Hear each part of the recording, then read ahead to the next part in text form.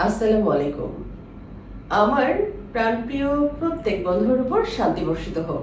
বন্ধুরা, জীবনের প্রতিটা দিন নিজের খুশিটাকে ধরে রাখার খুব সিম্পল কিছু ট্রিক্স শিখতে আমার 30 বছরেরও বেশি সময় লেগে গেছে, যা আজ আমি খুব স্বল্প সময়ে আপনাদের সবার সাথে আলোচনা করতে চাই। আর তাই আমাদের যাদের প্রতিটা দিন সকালে ঘুম থেকে ওঠার পর থেকে খুব ছোট ছোট কারণে মন খারাপ হওয়া শুরু করে, যাদের মুড তাদের partner, family member, servant, driver, even রাস্তার ট্রাফিক জ্যাম, অফিসের বস, মেসেঞ্জার, ক্লিনার এবং তাদের চারপাশের মানুষের উপর ডিপেন্ড করে, আজকের ভিডিওটি শুধুই তাদের জন্য।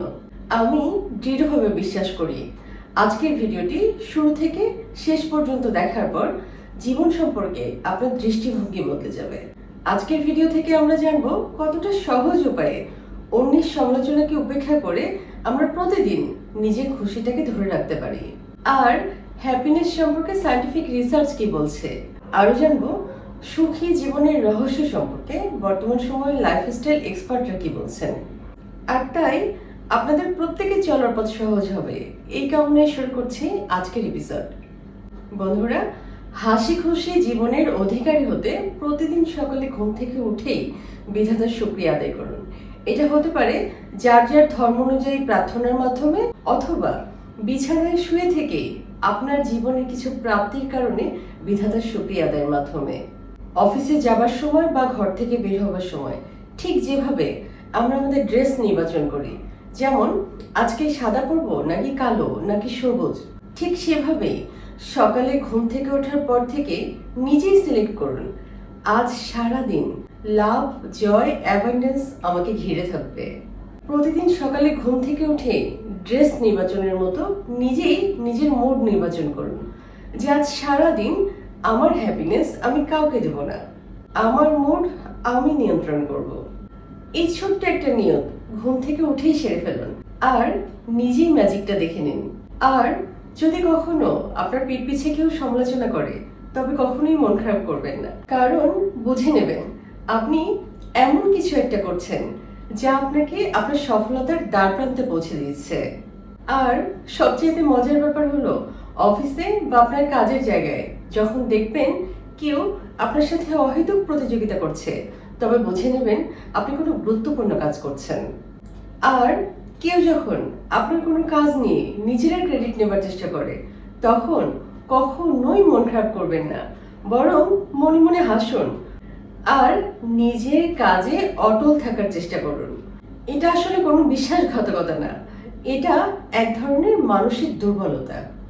আর এটাই প্রমাণ করে আপনার কাছে এমন কিছু আছে যা কেড়ে নেবার মতো।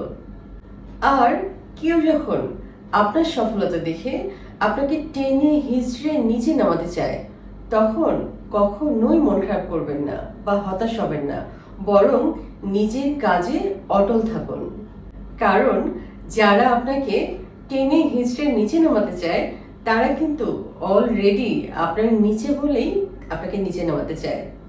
তাই খুব সাধারণভাবে তাদের কথায় বা কাজে গুরুত্ব দিয়ে নিজের খুশিটাকে বিসর্জন দেবার কিন্তু কোনো মানেই হয় না।